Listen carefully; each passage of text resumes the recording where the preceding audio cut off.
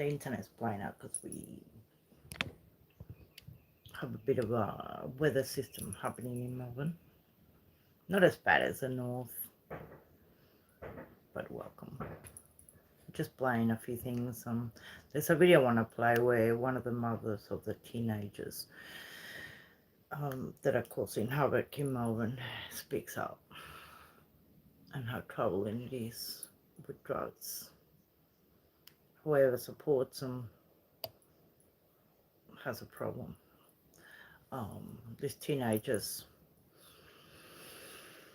we all suffering the consequences of the violence in Melbourne.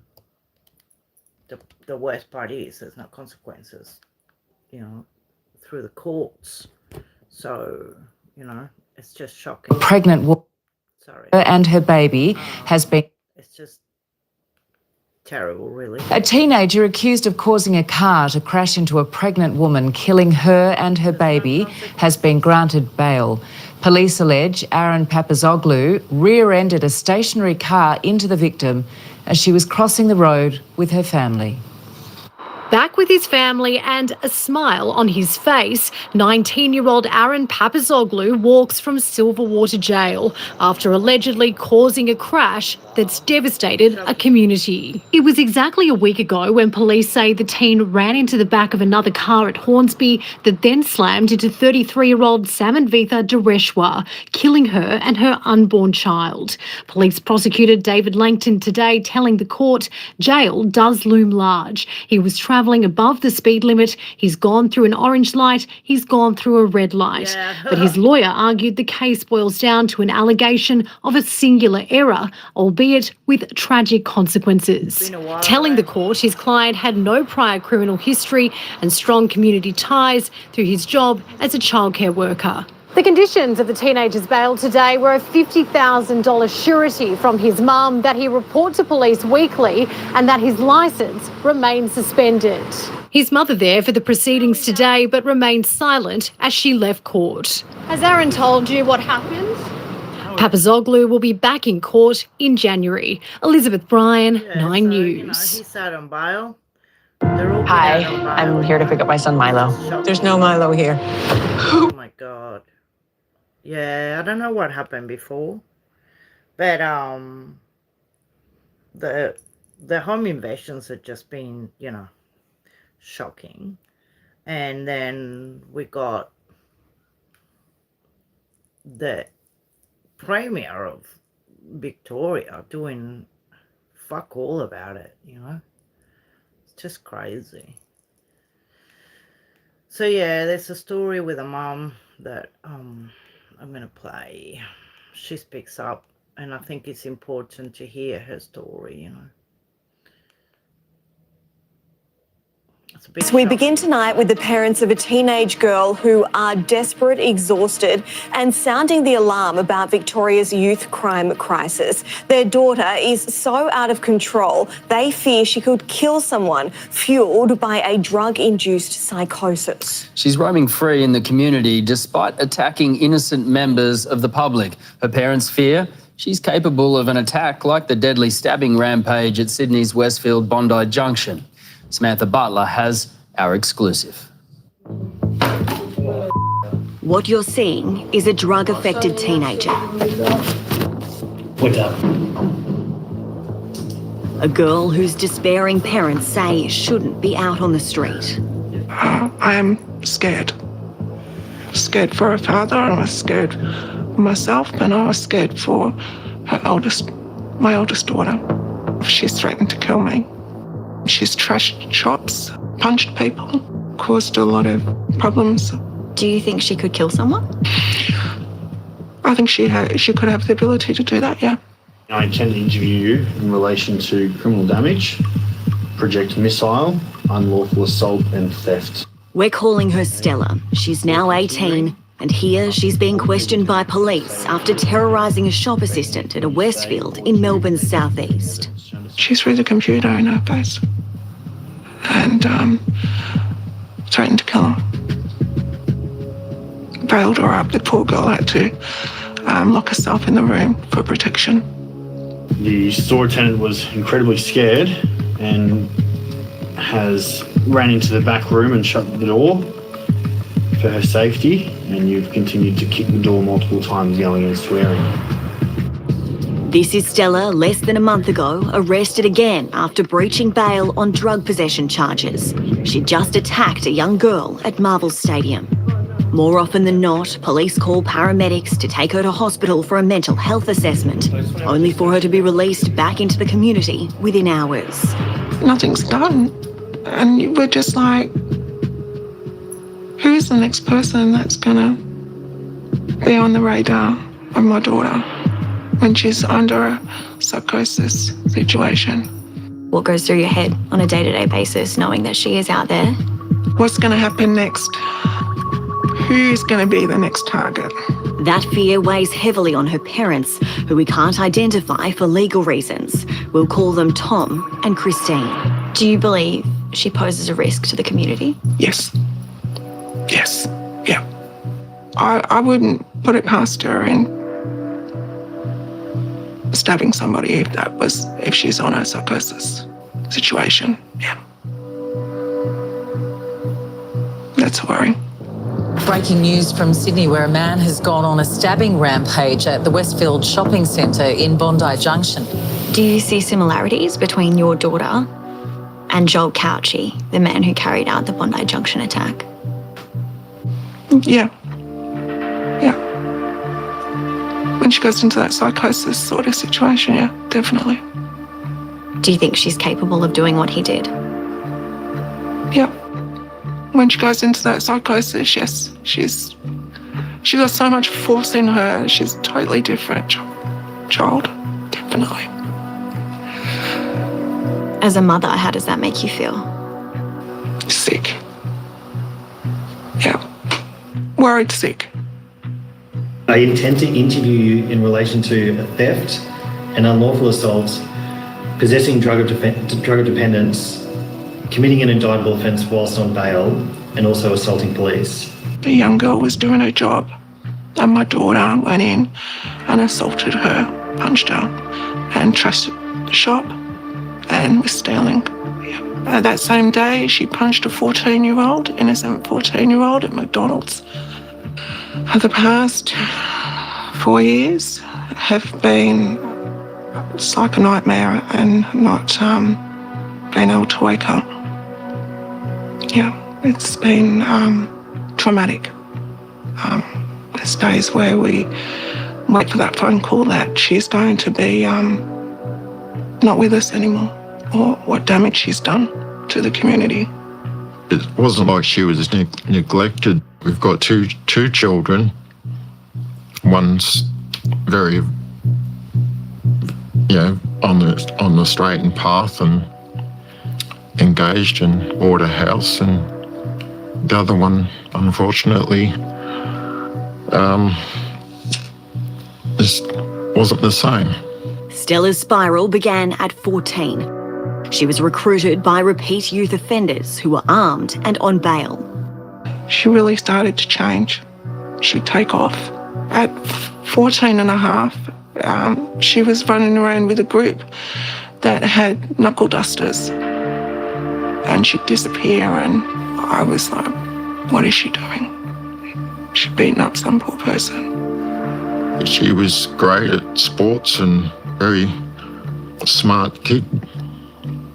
She went from being house captain to crime. She's used and dealt hard drugs, spent time in psychiatric facilities, and now lives with her dad on a community treatment order. When she starts to threaten herself or threaten her to harm, and then I would call 000, and police would often attend. They know the house quite well. They know what our daughter's like, and they know what to expect when they get there.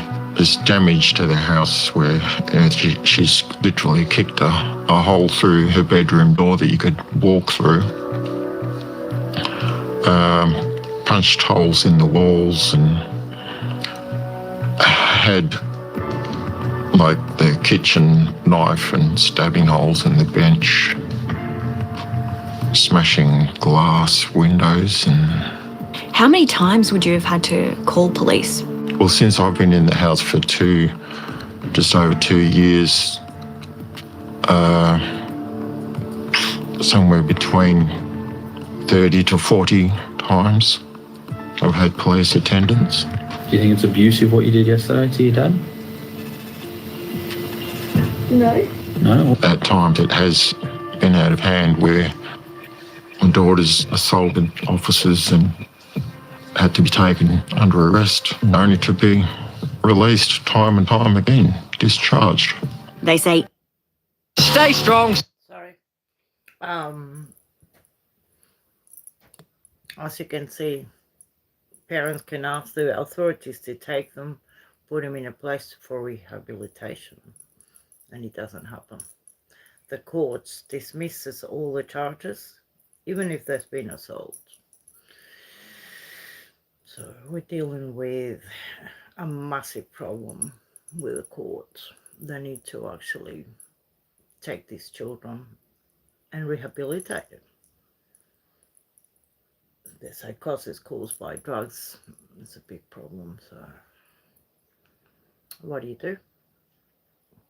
The Premier says, oh, there's no problem here. There's a big problem, especially when I got followed the other day on a Sunday and I was going for a walk on a Sunday morning. This guy looks so suspicious and I shouldn't be feeling like that.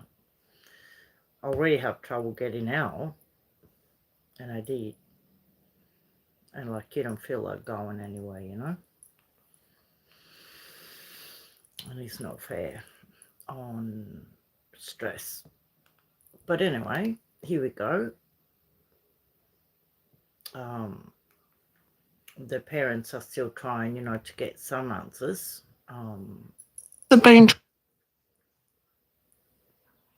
Sorry. One of them have been dropped. The other day, I had a phone call from her. She FaceTimed me. I didn't answer the phone. I was at work.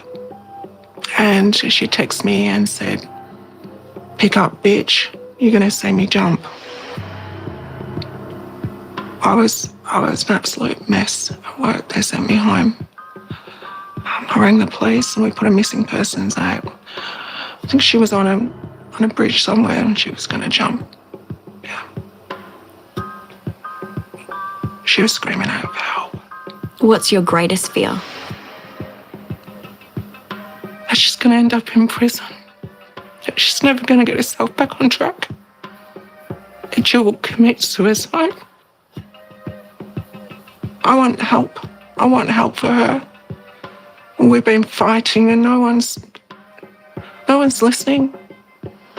It's institutional hopelessness and haplessness by a government that has demonstrated failure at every turn. They're now considering legal action, engaging Stuart Levitt from law firm Levitt Robinson. Melbourne and Victoria are the most Kafkaesque places in the world.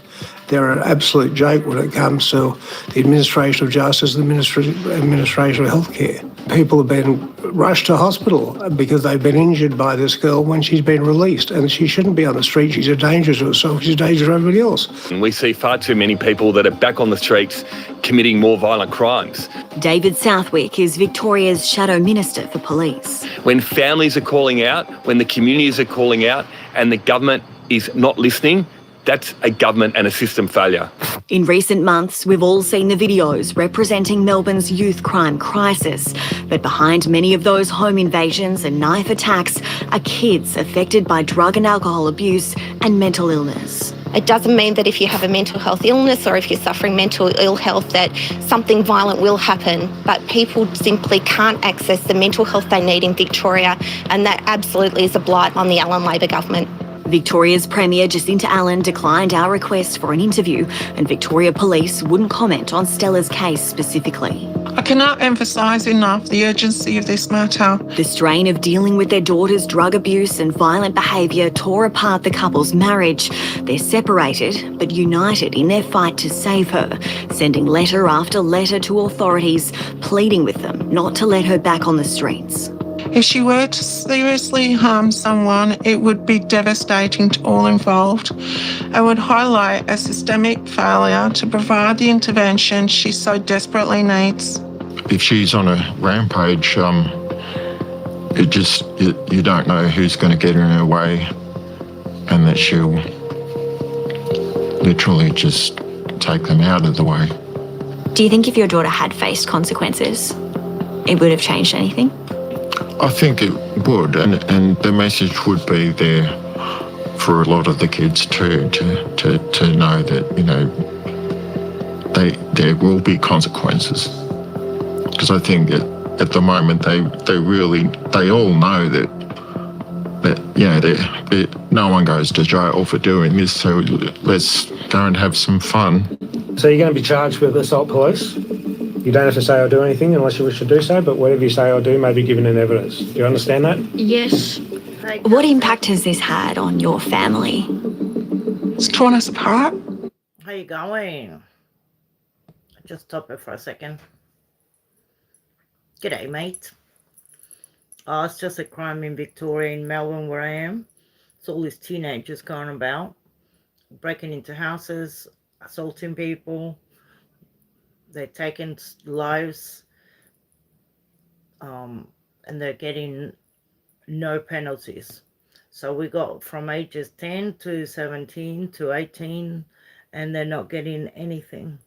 They're not getting any consequences for committing crimes, but it's drug-induced psychosis. So their parents are pleading with the courts to do something about it, you know.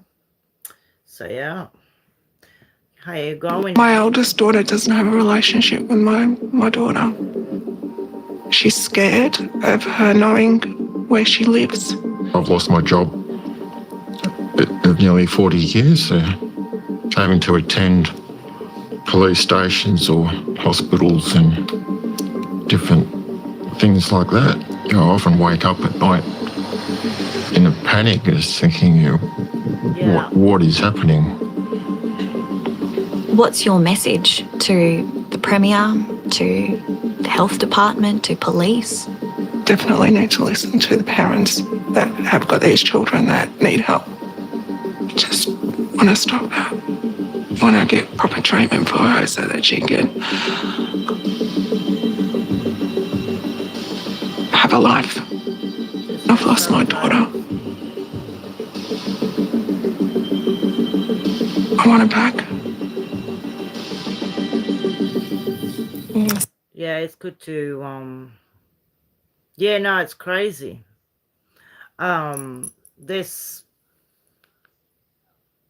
This one here, well, this was in Spotlight's Black Friday sale. You know, New South Wales, but the states are not far away from each other, and even Western Australia. I don't know what's going on. We can't pinpoint. Good evening. We begin with a story that's deeply shaken a community and beyond. Tonight, a 15-year-old boy is facing a life sentence, charged with murdering another teenager near a school at Rouse Hill in our northwest. The boy allegedly confessing to stabbing the 17-year-old victim once in what police claim was an unprovoked attack. Snapshots of a young life, now memories loved ones are clinging to.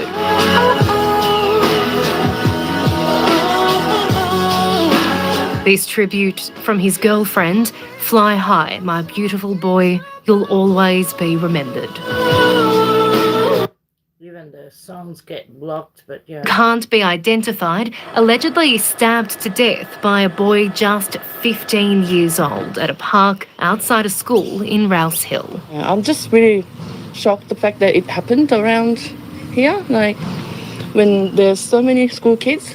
A group of girls who witnessed the attack rushed to help the victim. It would have been a horrifically confronting situation for those people, and I can only praise them for their efforts. A friend of the 17-year-old led police to the scene. The victim had been stabbed just once in the thigh, but that was enough.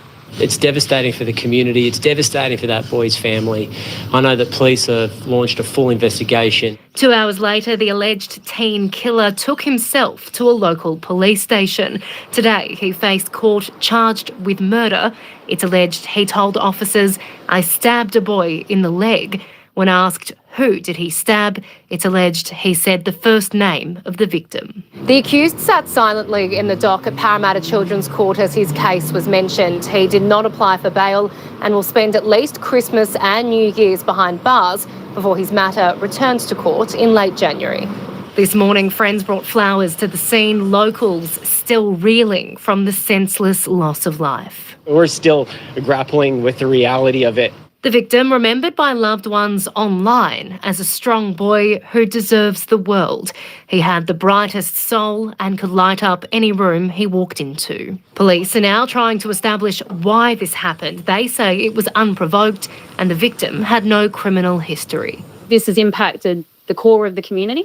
It is, I have no other words, but it's just tragedy and it's senseless. Helene Lambetsos, 9 News. Just so many attacks, by it's just crazy. But anyway, I just wanted to bring to the attention this idiot. I'm gonna play you this. Oh, he didn't have a license to operate in South Australia, but he's basically a millionaire and he gives away houses, multi-million-dollar houses, and a lady won it. But at the end, they had to not give it to her for some reason. A Murray Bridge woman who won a multi-million-dollar home built on the block has been stripped of the prize. She didn't realise she was exempt from the giveaway. Run by popular billionaire Adrian Portelli, who's blamed the state government for the bungle. He's the popular billionaire with deep pockets. She's just won a house. Oh, she has? She has. You won a house? Adrian Portelli giving away 5 of the 2024 block mansions. One of the lucky winners, a Murray Bridge mother. God, I'm shaking like unbelievable. I seen that you I don't win nothing. But it was when she confirmed that she was from SA that things started to turn ugly. You're on holidays, are you? No. Yeah. Okay. South Australians were able to enter the lottery, but in the fine print, they were exempt from the major giveaway. Donna's stripped of the $3.5 million home. We are going to have a redraw.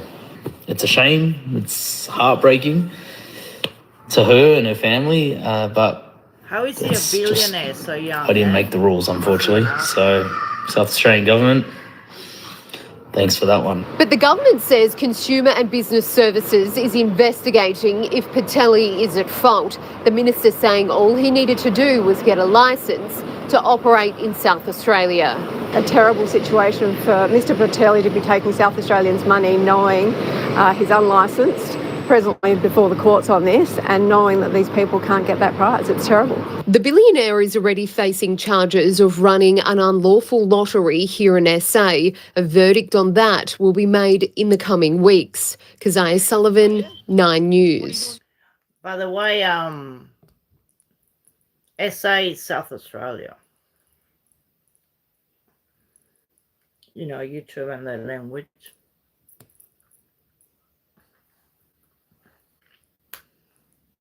So you're shopping for, what do you call it? A turkey.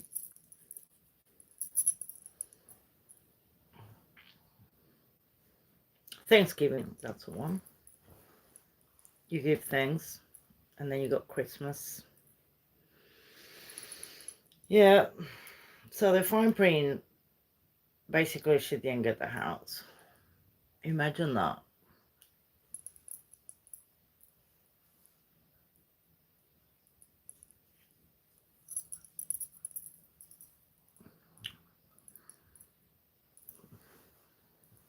It's insane. Anyway, but I wanted to play a little bit of the news. In the other one, the first live, we got the weather as well. I haven't been feeling all the best, so I've been staying quiet. And this morning I went to get the mail, and I did a few shots with the water. Broke my umbrella. That was, I got another one, but, and then just thinking, you know,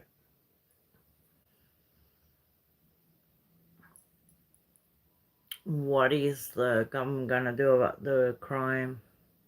Because we're not allowed to have weapons, right? We're not allowed to have even pepper spray. So remember when we did, I don't know if you were here when we did the live, that most people are getting the direct sign of the deodorant to fight crime with Rexona. But yeah, you know, it's a bit strange. I'm resting the last couple of days. The weather's getting nice, I think, down in Melbourne. Bit of rain, but they said storm. The wind's going a bit crazy today. I hope my fence stays put. Last time I lost my fence. Around this time. Anyway, my darling, I shall see you soon. And let's hope that the states comes down and we can all get out about on the streets and shopping centres and just go to the city without the fear of encounter all this violence. All right, my darling, happy shopping, and I'll catch you soon. It's getting lunchtime here, so 12:37. Time to eat something yummy. Bye, my darling. I'll catch you soon. Saludos. Love you. Bye.